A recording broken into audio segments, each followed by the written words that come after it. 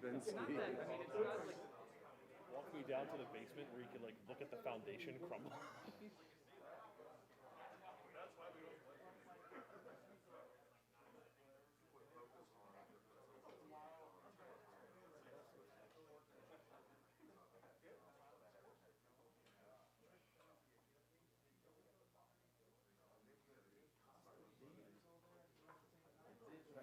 You haven't been to surfing though. I've not been surfing. I've been to pretty much every other one. That go to Rutgers? What's his name? Yeah. Michael? That's with the second ISI. There's no way you'd ever get Lemeries. Yes, when I first met Doug, I thought his last name was Lesmerisis. I really did. Oh, there's hard. Hey, Doug.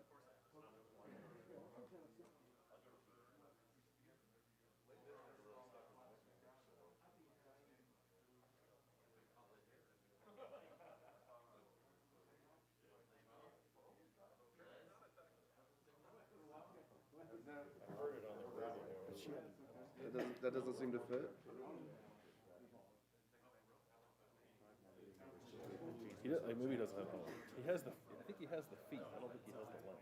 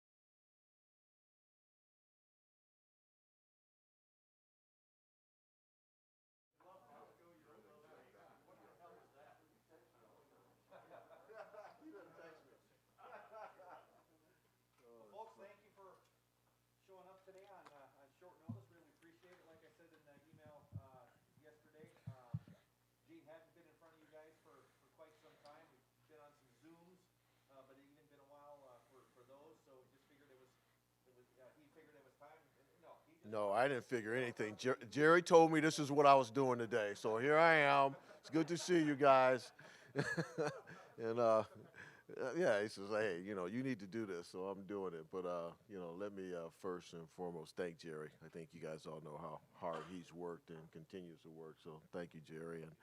And let me just kind of thank all of you for being here, and thank you for all the great work you do for all of our sport programs and giving them the coverage that our student athletes have earned, and I appreciate the great work you do.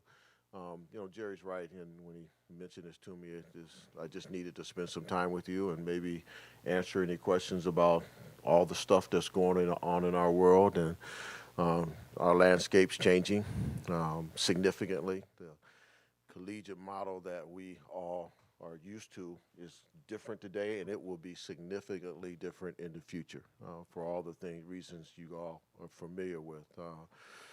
NIL has changed our landscape, and we'll continue to change it. We'll continue to learn from it and grow. In fact, we had a meeting with the football team this morning just to kind of reiterate some of the things they need to be sensitive to. And the Austin case was decided in California, so that's going to change how we fund our academic support for our student athletes moving forward. The Players Association has sued USC and UCLA, and who knows where that's going to play out. We all watched that with Northwestern in the past, and so we'll have to watch and see how that plays out. And so the conversations around pay for play are always there. The NCAA is restructuring. The Transformation Committee is in place now that the Constitution has been changed, and so I think the Transformation Committee has by August 1 to present their recommendations, and Damon Evans from Maryland and Jana from Northwestern are representatives from the Big Ten on that committee. So yeah, it's just going to be a whole new ballgame as we move forward, and so lots of changes, and what we have to do is kind of get comfortable with the get comfortable with the uncomfortable, and adjust and make sure we keep our core values and core mission at the heart of what we do, and that's our student athletes. So just wanted to share that and as a perspective to start things out, and see what questions you guys have about anything at all. We'll open up front row middle. Dave Biddle, 24/7 Sports. Thanks, Jerry. Thanks for doing this today, Gene. I appreciate it. Curious to get your take on name, image, and likeness. It's kind of the Wild West right now. Yeah. Do you think it should be regulated? And if so, how can it be regulated? Yeah, Dave, no question about it. I think it should be regulated. In fact, I served on the committee and made the ultimate recommendation with my colleagues, and I felt at that time there might be some regulations that would emerge. Either the NCAA would regulate, or there might be some federal legislation that might occur. That didn't happen. There's no federal regulations right now, and the NCAA is taking a little different approach to it, and so understandably so, with all the different state laws that exist that they would run up against. So I'm hopeful that at some point in time we do get federal legislation. I don't think the NCAA is the answer in this particular case. I think it needs to be federal legislation, and that won't happen now because of what's going on in Washington, but maybe it will at some point. I think there's enough politicians who are paying attention and are interested, but it's going to take time. So in the interim, it is a wild, wild west, and so many different things have emerged, and what we have to do is make sure we don't lose ground in our competitive advantage in this space, but also do what's right for our student athletes and protect them and make sure that they're taking advantage of it the right way. So it's kind of our focus, but you're right. It's every day there's something new that you read about or hear about. Yeah. I want to ask you about divisions in the Big Ten real quick as well. Do you like the status quo with the divisions, or do you think it should be no divisions, top two teams go, like the Big 12 does it? Just what are your thoughts on that? I think Ohio State should just be picked every year to go. But no, we've talked about it as ADs. We haven't come to any conclusions. We talked about 8 versus 9 in the regular season. We haven't, I think the preference that most preference is for 9, but we haven't voted on that. We have a meeting in May where we'll kind of probably finalize some thoughts around that.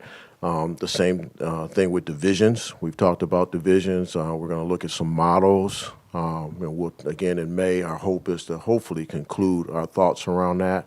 Little of that is tied to the CFP and what might emerge around that process.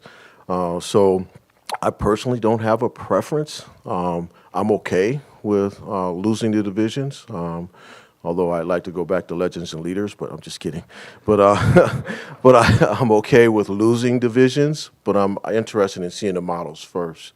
One of the things I want to make sure we do is try and mitigate some of the issues. One of the issues that has been challenging for a number of our schools is a student athlete can go through 4 years and never play at a certain place.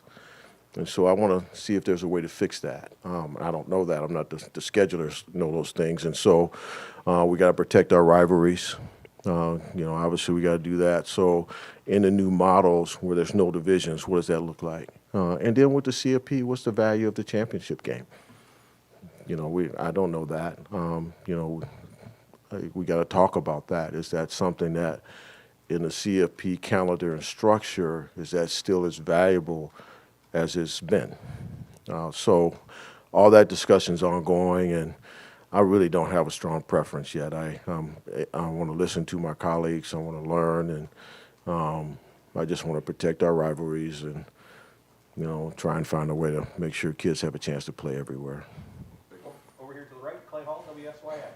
Six-parter on NIL. No, I'm kidding. You started a group. Initially, it was like, we can't be involved. We don't broker these deals. Right.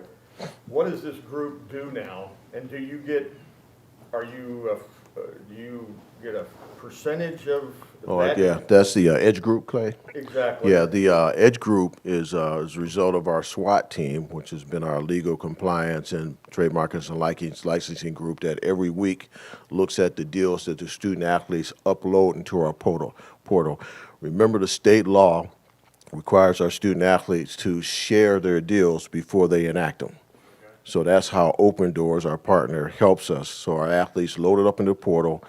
Our SWAT team looks at them and you make sure there's no, adult entertainment, distilled liquor, marijuana deals, those type of things. I can't remember everything in that state law, but they look at that. They don't approve them or disapprove them. They just look for those things.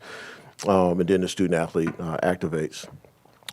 So the Edge team over time realized that one thing that was missing was a connector. What the Edge team is a connector. So we've communicated with donors, with the chamber members and others that, hey, here's how NIL works. But many of them don't know how to connect with the athletes.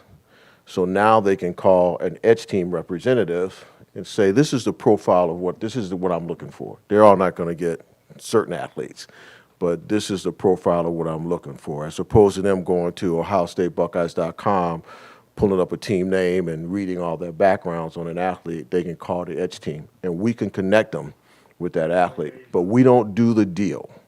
We don't negotiate the deal. We don't do any of that space. We just say, hey, here's Clay Hall's phone number, his email address. He fits your profile. Here's 5 other athletes that fit that profile. Run with it.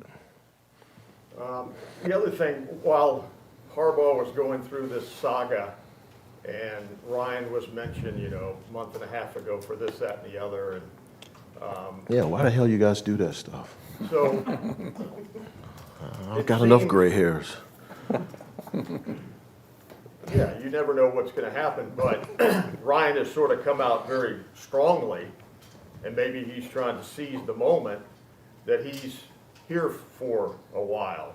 Can you verbalize any discussion you've had or where he sees his future? Yeah. And why it's important for him now to say, this is where I'm at, this is where I'm going to be? I think that time was a press conference here. He was responding to a question. At the end of the day, he and Nina are very happy here. His family's here. I think that's exactly what he shared when he was talking to you. And I know that. He's very comfortable here, and I think you're probably alluding to, is there going to be a contract issue down the road? Possibly. He and I haven't talked about that.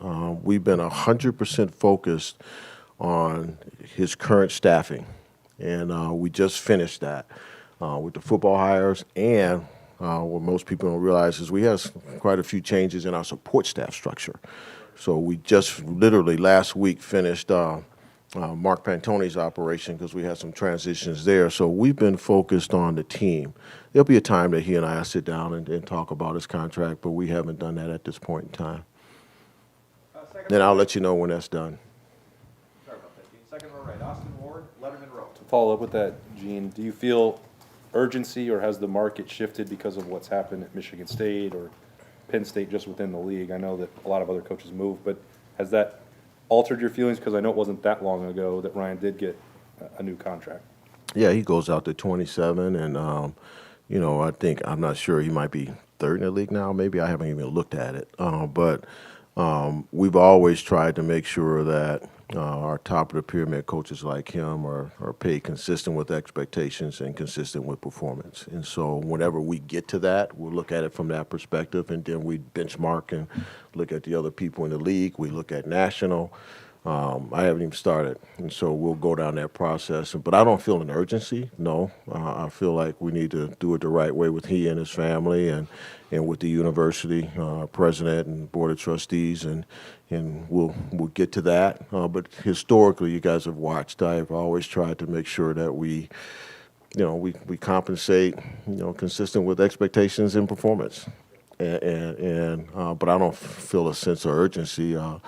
It kind of helped me that you guys had to ask that question. He said, yeah, I'm happy here and I'm not going anywhere. So kind of those rumors were rumors. You know, he and I are very transparent. You know, if somebody had offered him a job, he'd call me right away. So that didn't happen. I'm good. When it comes to, sorry, Clyde, when it comes to putting together the rest of that staff, it felt like there was a time maybe 10 years ago where you were skeptical of where it was going in the arms Right. race. You didn't want Well $1 million said. coordinator. Obviously, you're well past that now with Knowles and some others. How has your philosophy evolved there for financial support of the football program? Yeah, you're exactly right, Austin. It was somewhere in that window of time, maybe 10 years ago, we had our first $1 million assistant coach, and it wasn't a resistance. It was more of the fact that we didn't have to go there, frankly. And so, we started to go there. We've trickled there, and this year, throughout, from the middle of last year all the way to after that Team Up North game, he and I had consistent conversations about, okay, what do we need to do with the defense? How do we get to that? And then when he had his clarity, I just told him, I said, go find him, go find that guy. And he had a number of names, and it was a weird time because, fortunately, historically, that week after the Team Up North game, we're not recruiting. And he was out recruiting, and really they called me almost every night talking about candidates, people we talked to, and he ultimately narrowed it down to Jim. And we looked at his compensation, what was out there, and I just said, hey, we got to do what we got to do. And fortunately, I had the support of the president, and we just went to where we went. And so it wasn't, we have to fix our defense. And it's the same thing was true with the other assistants after that. And so I don't know if my philosophy has changed as much as the fact that this is where we are today. And the market's the market, and we got to be in it if we want to be the best. And so that's the real deal. When you look at the market, the way it's changed, the way name, image, likeness, these bowl conversations, playoff, like all of the changes going on right now, how much longer do you want to be part of this? Oh man, I never think about it that way. I just go year to year. I do, Austin. As long as I'm healthy, and I'm passionate, feel I can contribute, as long as my president wants me, as long as my wife's happy, I can go see. I just see my family. I don't think that way. I go year to year. I literally do. I go project to project, initiative to initiative, goal to goal. And when the time comes, I'll know. I'm not one that has an ego that says I got to reach X. I will know when it's time for me to step away, and when it's time for Ohio State to have new leadership. There's an old saying in leadership that right leaders for the right time, and I'll know. Nobody will have to tell me. Oh, you guys will probably tell me. I apologize. I'll probably read about it one morning. I'll wake up and it'll be on Twitter, and I'll say, okay, I guess I'm gone. So,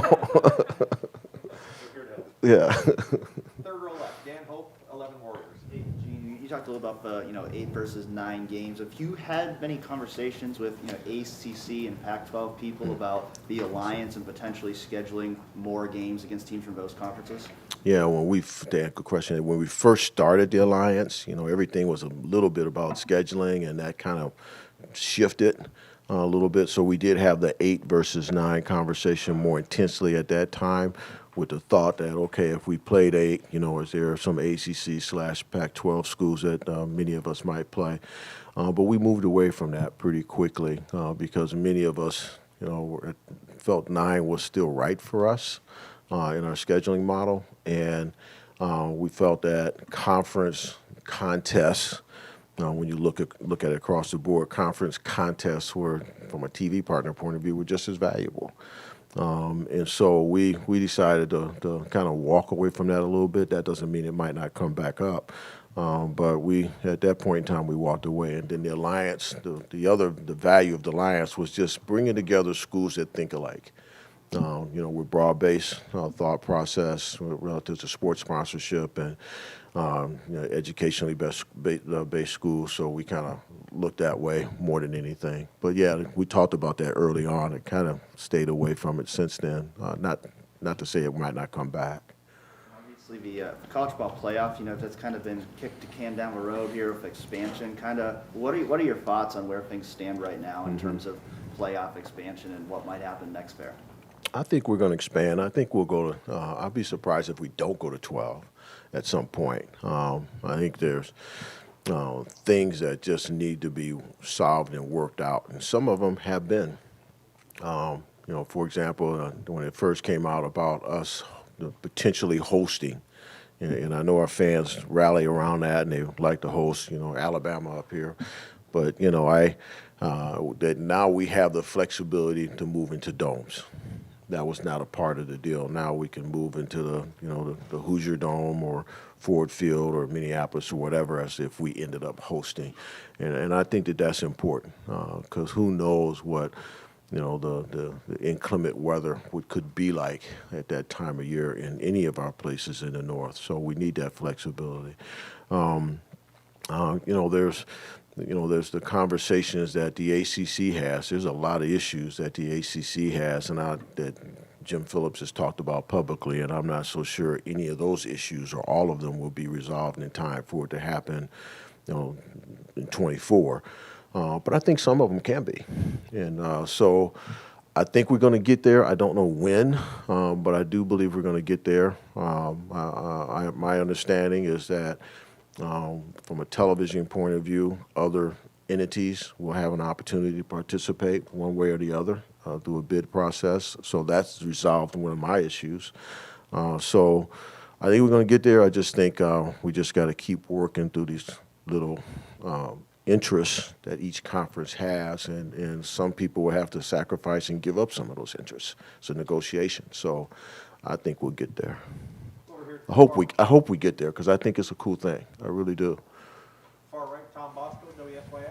Hi, Gene. I want to talk about per seat contributions for a second or two. Sure. My understanding is that except for that top tier, most season tickets will be less than last year. Is that right? Correct. Okay. So that's 8 games this coming season. If the schedule is 7 games, will we potentially see those ticket prices go up, do you think? You could. It depends on the schedule, but you could. And, what premier games are and what aren't. Always, you're still going to have Zone 6. Okay, remember, that's always going to be your less expensive tickets, and probably some in Zone 5. And that's what everybody mentally have to get their mind wrapped around is there's 6 zones. Zone 1 is your most expensive, and then it cascades from there. But you're right. There could be, when we go to 7 games, depending upon who we're playing, if we're playing Alabama, that's probably going to cause that ticket to be higher. If we don't have one of those premier marquee type, it probably won't. 23 is a perfect example. Actually, we got 6 games in 23, so it will be lower. But yeah, it's just going to fluctuate. It really is.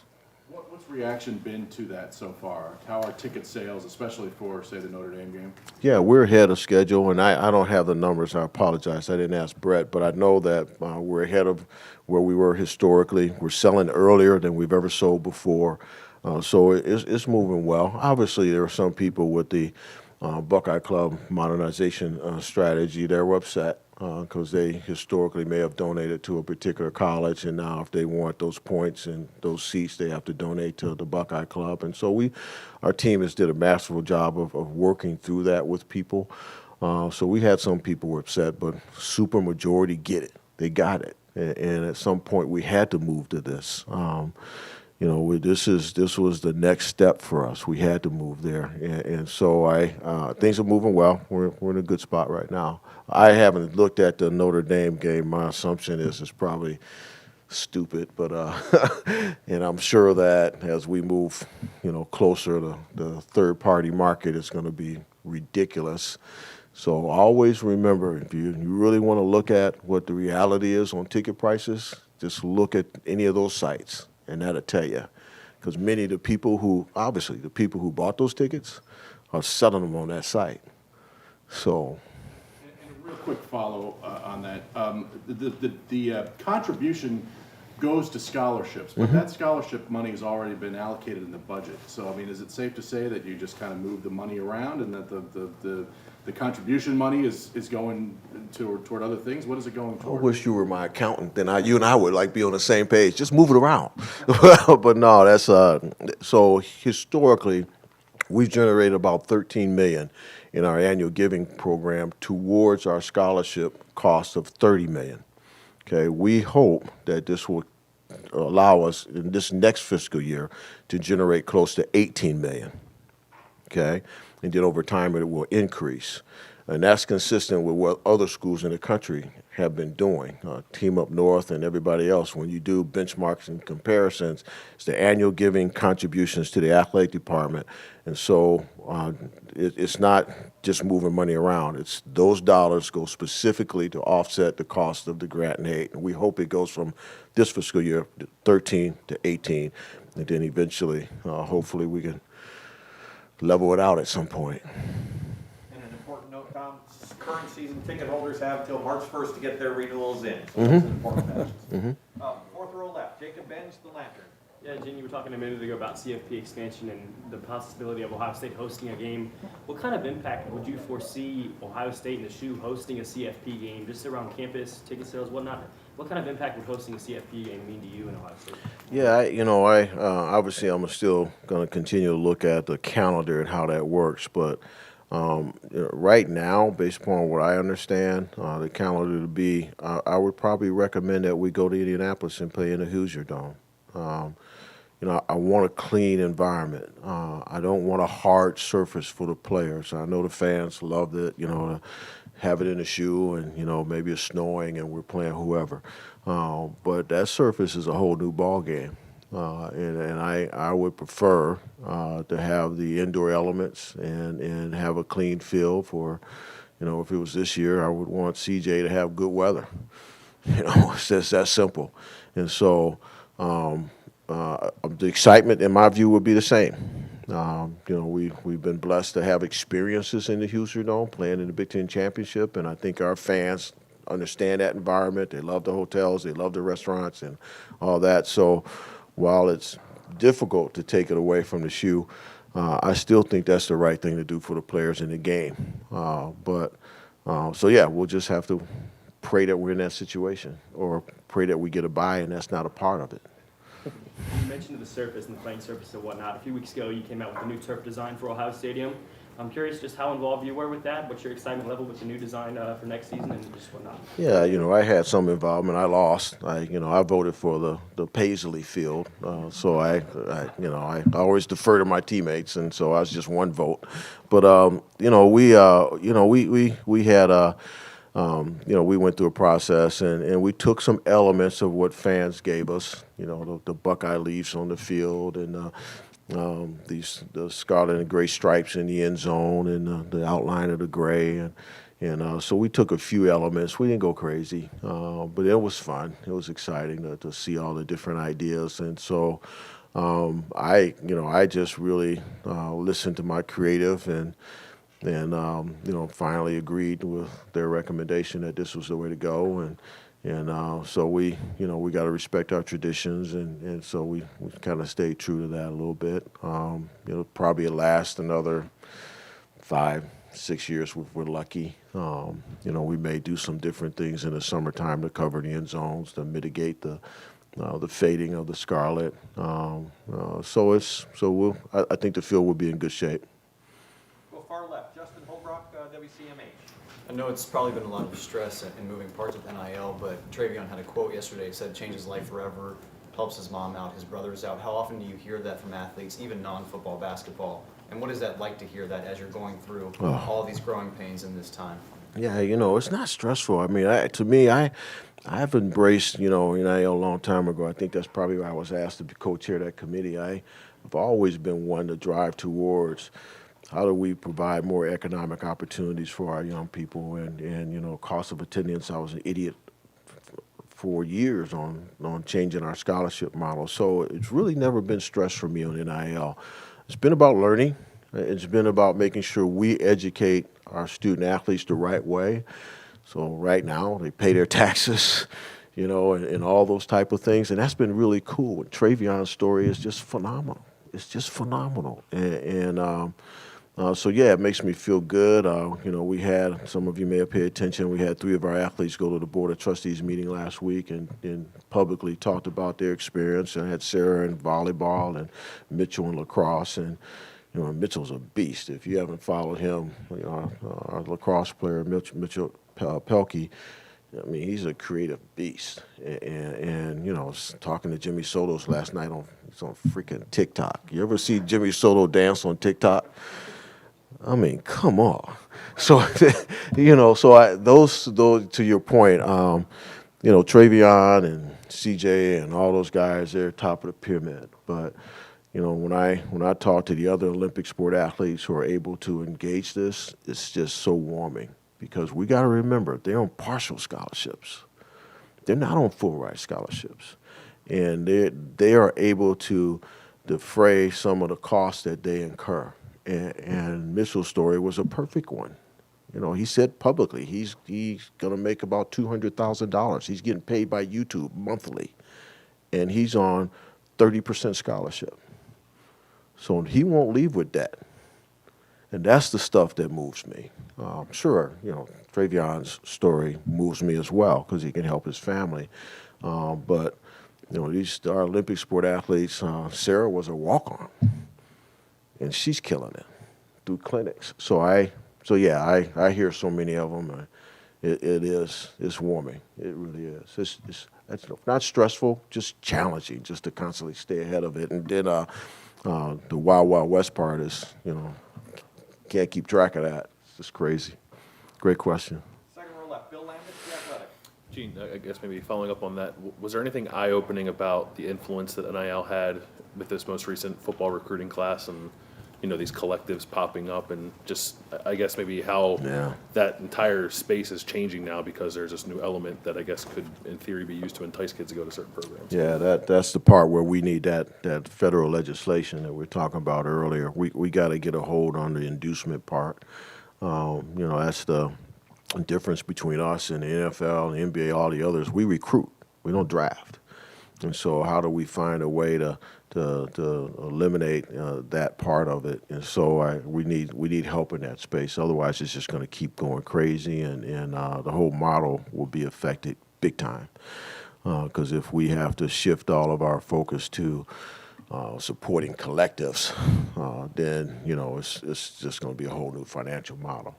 So I worry about it a little bit. I know that there's collectives emerging in our marketplace. You know, there's a couple of them that have contacted our compliance people and our SWAT team, trying to make sure they do it the right way. And their focus is more on, is rightfully so, on our current student athletes, not recruiting. Did you feel like, as I know you put something out where you guys were, I think, maybe had the most NIL money for your athletes, but as you saw that develop with football in particular, did you feel at all like you guys were behind or needed to catch up? And I guess how are you attacking that, if so? Yeah, I felt like in that particular space with the collectives, where you see some of that recruiting stuff going on, it's no question we're behind because we weren't doing that, and we're not encouraging that. And so, yes, but the other part of it is if you're a recruit and you're coming to Columbus, Ohio, and Ohio State, it's having those conversations with a Travion Henderson or others to say, hey, this is what I get here. You know, and I don't want to disparage other markets, but the reality is this market, if you're an entrepreneur and you're willing to get out there and do this thing the right way, you're going to hit home runs if that's your interest. And we have to keep in mind that, you know, all recruits they're not wired in that. There's some. And so, but to your point is, we were behind and are behind in that space. And all it takes is us losing one class for us to take a step back. So how do we make sure we stay in the right way, you know, relative to NCAA rules, stay the right way? Because still technically, you're not allowed to recruit with these inducements. So there's a lot of issues going around this issue right now. So, that's a great question. We are in that particular space behind. With the alliance stuff, if it gets to the point where the Big Ten, the ACC, and the Pac-12 have some sort of deal where you're all playing each other every year, might that impact your scheduled series with Texas and Alabama and Georgia Yeah. teams that would be outside of that? Which is why we're not going there. But yeah, that's the reason right there. We talked about it. I just don't see philosophically for us a scheduling model that's really worked for us where we would be supportive of making that change. A 9 makes sense to us. I'm still willing to listen to 8, but even if we go 8, I'm not so sure we're going to mess around and schedule. We're going to carry the load for the conferences and schedule Pac-12 and ACC schools because we're going to play, whoever it is. And it might be a Pac-12 or ACC school. It might be like Washington's on our schedule down the road. So, but I don't see us making any changes that way. Those games are huge. It's like Notre Dame. What is this, the 6th time we've played Notre Dame in the regular season? So it's the coolest thing. So, yeah, I don't see us making that change. Third row middle, Patrick Murphy, 24/7 Sports. Gene, I want to clarify your comment about playing in Indianapolis for the playoff. Would you then encourage that if Alabama or Texas were to host a game, that they would play indoor, neutral site, similar thing, even though weather is not as much of a factor? Yeah, no, that we would only do that because of weather, and Columbus, we're south of the snowboard, the snow belt, so our weather is different than it is in Wisconsin or Minnesota. So really, I want that flexibility for the league, but depending upon the date that this thing ends up, we may look at the historical calendar and say, oh, yeah, it's okay to play in Columbus. So we don't need to go do a deal that particular year with the Hoosier Dome. So that's why I say is the championship game still is valuable, because one of my concerns is, the length of time that the playoff is going to take. We're going into the 3rd week of January. I mean, do we really need to do that to play the championship game? So I'm sensitive to finals week. We already impact that with the championship game for the conference. I'm sensitive. I'm old school. I'm sensitive to Christmas. I think our guys need 3 days off at least around that window of time. So I'm looking at that compaction, having those conversations with our colleagues, and I'm not alone. Everybody's having this conversation. But for us, it plays into the weather issue.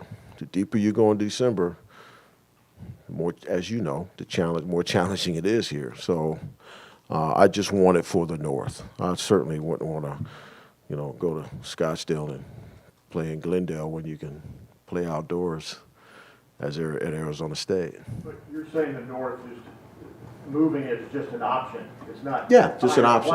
Right, that's right. We want the flexibility to go indoors. It's not like automatic. Now, you have to come up with a strategy to predetermine that at some point in time because, you have to cut the deal with the facility and do all the operations, ticket sales, all that. So there becomes a time, but a lot of that is really, to Pat's point, is going to be date dependent. And so I'm kind of anxious to see how this playoff schedule actually will end up. When will it actually start? So that's critical. It's critical. And then you were talking about Ryan's future contract stuff. I'm just curious with Chris Holtman, kind of where you see what he's done, and I think we're in your Big time win now. last night, man. Wow. Yeah, no, same. Haven't looked at his. I think he's 25. So, at some point, do the same thing with Chris. Look at his. I haven't done that, but we will do that in the future. Yeah. Happy with where the Oh yeah, I am really happy with where we are. We strive for championships. There's no question about that, and we need to get there. And we will. But you look at his recruiting, it's like it's off the chain. And you look at, I just love the teaching he does, and I'll use last night as an example. Everybody, talked about how ugly the first half was, but I knew my wife played the game, coached the game, so I have a little different vantage point. as she's drawing stuff up on napkins. But you against that zone, the 3-2, and I knew exactly what we need to do because I was told. But anyway, so I knew what he was gonna do. And you look at the second half compared to the first, and how our players were positioned and spread out and moving. It was a whole. It was his teaching. The guy is doggone good, and so yeah, I guess I'm getting a little off track there, but I feel real good about what he's doing, feel good about his recruiting. His hire with Tony was phenomenal. So yeah, I feel good. And at some point in time, the same with Ryan, we'll have a contract conversation with him. The far right, deep, Spencer Holbrook, Lettermen Row. Gene, when you see the SEC make the moves that it did during the last calendar year, and then you guys, try to form a little bit of the alliance, so to speak, how important is it in your conversations with the powers in the Big Ten to make sure that you guys are staying aggressive, not just with the Pac-12 and ACC, but to keep up with what the folks in the Southeast are trying to do? Yeah, it's funny. I don't know if we really have conversations about trying to keep up with them. We always try and have conversations about what do we feel we need to do as a conference. We're a broad-based conference. Many of our schools sponsor super majority of sports. They don't. They average 19. And so it's a whole different philosophy. And so we talk more about, what do we need to do for the Big Ten to keep the Big Ten as valuable as it is in our footprint for our fans, for our athletes, and our television partners. And those are the conversations we have. It's rare that we, compare ourselves, to even the ACC or the Pac-12. In the Alliance, if we were just looking at TV value, we're more valuable to the Pac-12 and the ACC than they are to us. So we don't have those conversations. We just talk more about, in the Alliance, the fact that we think similarly when it comes to different pieces of legislation. We got 41 votes. So it's not like, the Big 12 or the SEC or the ACC. We don't really think that way. We kind of talk more about ourselves and what's right for us. And then in those conversations, I always have to keep in mind, Ohio State's different than a number of teams in our league. So I'm a part of that family and part of that team. But I got to say, okay, what does this mean for us compared to, I'll let you guys fill in the blanks. So I guess piggybacking off of that, you just talked about TV partners a little bit. When you have, those conversations about the TV contracts, what do you make sure make sure Kevin Warren and the people there know, is important to Ohio State, as opposed to the Illinois and Purdue's and the other teams in the Big Ten of the world? What do you guys make sure that they know is important to you? Yeah, so we actually had a call this morning. We have a AD call this morning. We talked about TV and we have this opportunity to with our Fox partner to do some other deals. And so we're having conversations this morning. And first and foremost, as you all know, we share revenue equally from a television contract across the board. So for Ohio State, we understand our value to the conference, and I kind of know our tolerances, and how many night games we're going to do on the road. And you guys have seen years where, there were probably too many. And so conversations moved forward from there about, we're not doing that. And so so it depends on the issue. I can't say it's a holistic view. It's more depends on the issue. So I'm really affirmative in certain things, and usually I'm not alone, but we certainly know our place in the league and how we help drive it, and it's appreciated. So we don't have many battles. If that answers your question. Gene, to go back to something you said early on, you said looking at the divisions in May at the meeting you guys are having, is that just the difference between the status quo and going without? Is there still any thought about shuffling the divisions at all and coming up with a more equitable football, specifically football Great balance? question, Nathan. No, we didn't talk about that. That's a great point. We didn't. It is stay status quo or eliminate divisions. We didn't talk about shuffling at all. Yeah, and I don't think that'll come up. In 2020, there was a lot of strife in the league, really. I mean, Right. a lot of, and people, certainly questioning just the cohesiveness of the league at that point. Do you feel like a lot of that was repaired in 2021? Do you feel like there's a better standing in the league right now Yeah. across the board than there was just No a year question. ago? Obviously that time frame created so much stress for everybody, and uncertainty and differences of opinion and really fierce, heated debate and arguments and anger. I mean, you had every emotion during that time frame, right? Because we didn't end up where we wanted to end up. We lost in what we wanted to do. There was that level of emotion and intense emotion doesn't go away without some time to heal. And it's typical, group dynamics with any team or group of individuals. Everyone has to open up, be honest, be forthright, be vulnerable, and have honest conversations once you get past that to try and heal. And we've done that as a conference. Our collaboration is off the chain. It's back to where it was. And so I feel good about where we are, feel good about our leadership, have no concerns about that.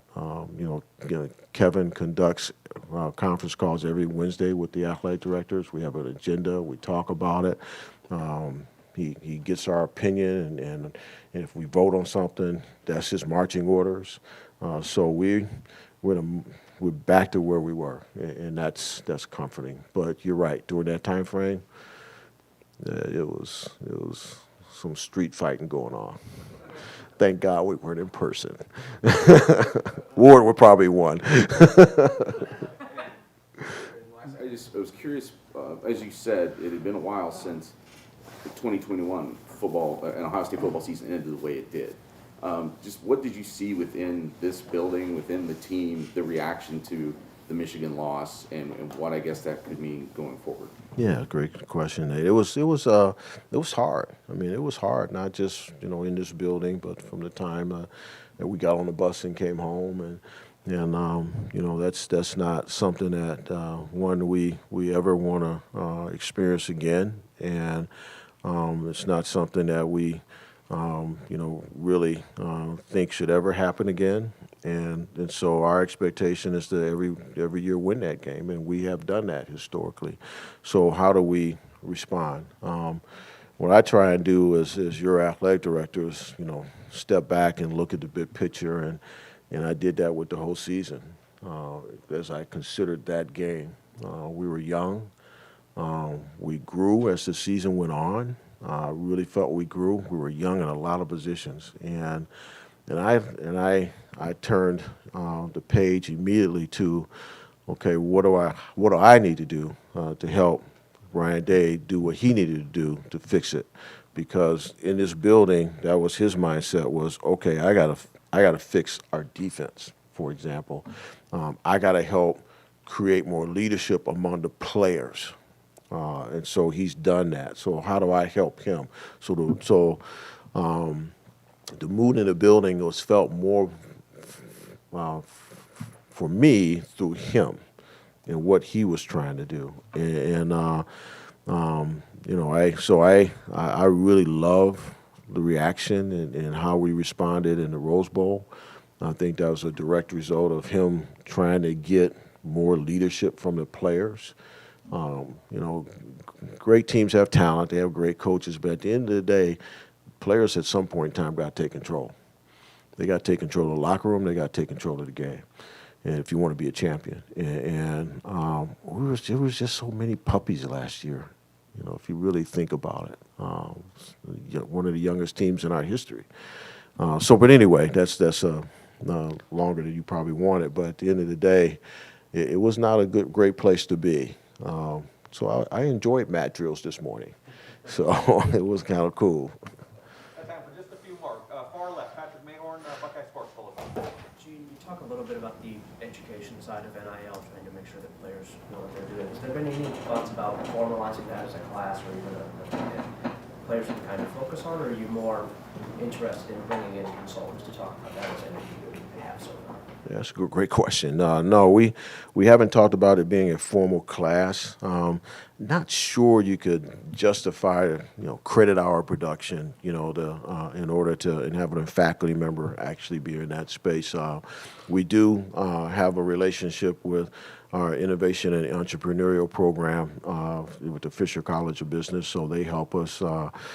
Jeremy Darlow has written a number of books on marketeering.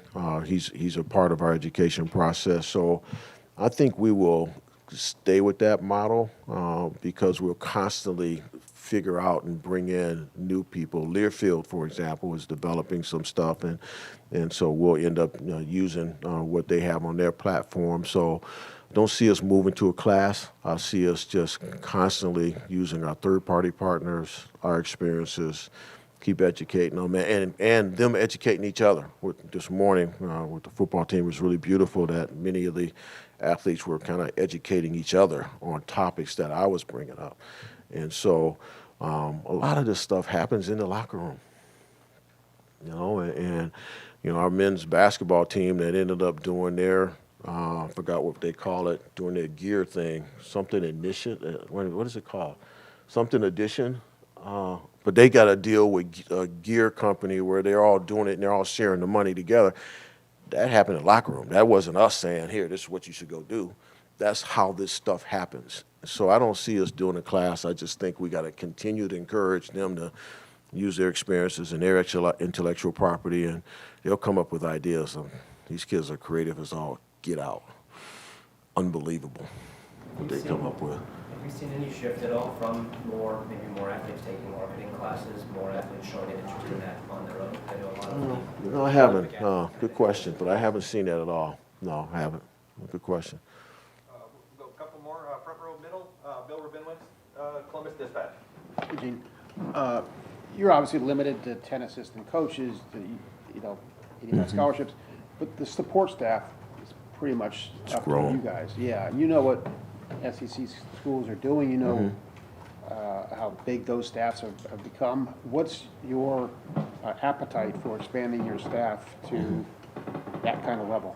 Yeah, I think what Ryan and I have talked about is not, again, what the SEC does. What do we need? The quality control assistants, the recruiting staff, which I think is up to 7 now. I forgot, I lost track. Is what do we actually need? And so we've looked at that and we've grown. As Austin said, 8-10 years ago, we didn't have the number of quality control analysts that we currently have. And so I've always shared, even with Urban and now Ryan, was, the more people you add, the more risk you take. So you better make sure they got a serious job where they're actually bringing something to the table. Just because somebody else has it doesn't mean that's right. So what we've done is really looked at what we need, how it would help, and add it appropriately over time. I feel good about where we are right now. That doesn't mean in, the equipment room we might have to add another person, or actually most people, know this, but, our training staff has grown a little bit. So, so we don't really look at them that much. We look at what do we actually need? And frankly, what can we accommodate, in this freaking building? In regard to the stadium, is there going to be anything new this year? Obviously, the turf is going to be new. Yeah. What's the status of that, and how important is that to get new turf? Yeah, it's huge. Yeah, we'll put that in this summer. And we're actually changing the turf in the indoor field as well this summer. So we're doing both of those. And in the stadium, nothing really new. We're just going to get better at our Wi-Fi and all the stuff we implemented last year with the mobile ticketing and mobile parking. We learned a lot last year, so we'll be able to get better at that. Activating more apps in the stadium with our Wi-Fi capabilities now. trying to engage the fan more, do things in that space. But I don't see a whole lot of differences. And we'll go over here to the front row right, Tim May, Lettermen Row. By the way, I think people in Indianapolis prefer you say Lucas Oil Stadium, not. Oh yeah, that's probably true. Hoosier Dome got imploded. That's right. That's right. Lucas Oil. I'm so old, Tim. I don't want to get bad with those guys, just in case. You know. I want to ask you, what do you feel like your obligation now is to the student athlete, as y'all call them, with name, image, and likeness out there, the opportunities, the transfer portal where they can be here one day and gone the next and stuff. How has that kind of changed, in your opinion, y'all's obligations to them, or what you, for another term, provide them? I mean, when they're here from a services standpoint, et cetera. Yeah, the thing is, over the years, I've always shared with our coaches, we have to go to where the kids are today. Okay, where I was and where you were when you came up is a totally different place than where these kids are today. So we got to go to where they are.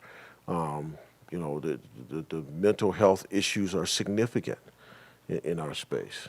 Back in the day when Jim Lachey was playing, if he had a problem, he was told to go run stadium stairs, and he got it figured out by the time he got back, right? You can't do that today. So our ecosystem that we serve is different today. And whether it's NIL, whether it's mental health issues, whatever it is, we got to go to where they are, and we have to adjust. So it's not about obligation.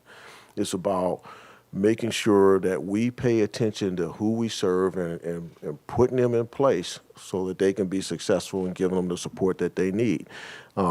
We are here to help them get a degree, get an education, win championships, develop as a human being, and find a career path. Because remember, most of them don't get jobs. Most of them don't go pro. So we're trying to help them understand when you leave our little cocoon, you need to have a job, because that's why you go to college, is to find a career. And so, that hasn't changed for me. That's not an obligation. That's who we serve. Do you ever see y'all getting to a point where players are in essence, I guess contract's not the right word, because y'all still aren't paying them yourself. But do you ever see an obligation thing there? Yep. And not just from them, but from a coach's standpoint, I would think you guys as athletic directors were sort of troubled by I don't know, maybe you weren't, but the movement and the money involved in coaching movement. Years over ago? this past 3 months. And how do you rein that in without not putting up, illegal barriers? Yeah, you're not going to change the market and what schools will feel they need to do in order to pay a coach or pay ex-coaches. I mean, all that stuff, you can't legislate that. It's not. You're not going to be able to do that. But I think to your point is, if we move to an employer-employee model, everything changes. The whole game changes. And then the word obligation comes to play. And quantifiable goals and objectives and evaluations and ultimately terminations occur. So that's a whole new ballgame. And when it moves to an employer-employee relationship, and that's when you'll read on Twitter that I'm out. And so at the end of this, so I guess the model will change at some point, and I believe it probably will. You might have collective bargaining or something of that nature, so that changes it. But did the NIL come along maybe at the right time for you guys from the standpoint of keeping, that model alive, that y'all players aren't paid for play, but they're still getting paid? And No, I think it came around too late. Really dodge a bullet there in some respects. No, I think it came too late, and the NCAA didn't dodge a bullet because it came too late. It's kind of like cost of attendance. I mean, some of you remember that battle. I mean, at the end of the day, all of that was too late. We had that scholarship model for decades, and it was flawed. And we couldn't get it in place because we were part of 353 schools in Division I, as opposed to the FBS schools who were voting on it themselves and making their own decisions because we're different. So that's another conversation. But at the end of the day, no, the NIL was too late. Cost of attendance was too late. Paying for parents to travel to postseason was too late. All those things were too late. Had we done many of those things years ago, we'd be in a different place right now. I can go back to different meetings all the way into Marco Island at the Marriott and the Dallas and the Anatole when it first opened, where all these things were talked about. But you couldn't get it done. Yeah. And so to your question, no, way too late. Way too late. We've been on the defensive as an NCAA forever. I can't remember a time where we ever were on the offensive. So we're too late. Which is why pressure groups and interest groups are ruling the day. I'm sorry. Yeah. Go ahead, Douglas Lamery. You got me on a little soapbox there, Tim. Gene, you mentioned some of the TV discussions the ADs were having. How would you like the Big Ten to proceed in the negotiations for the TV deal, and what is the potential there? Because whatever you guys are making a pretty penny. Right. The distribution of the Huge. schools from the TV deal, but it's up in what? Do you have 2 more years on this? Yeah, so we have a sublease, right, with our ESPN. But Fox deal with BTN goes to 32, but this piece is 26. Okay. What's the potential there? I don't know. That's the thing that we're not really sure of. We want to make sure that we have flexibility to consider other platforms, right? The different ways that people watch television, but I don't know. I mean, that's the hard part. We're having conversations, we're learning, we're using a consultant, all those type of things, but we're trying to figure that out. First and foremost, we're talking to our current partner, ESPN, which is where we may end up, and then how with them and Fox do we make sure we, provide access for these other platforms to give us some flexibility, a la carte, so to speak. But I don't know. That's a real interesting. That's what we're going through right now, is trying to figure out what is that potential, and giving us flexibility. The potential in revenue is probably big, but we don't know that for sure. We just started. All right. 59 minutes.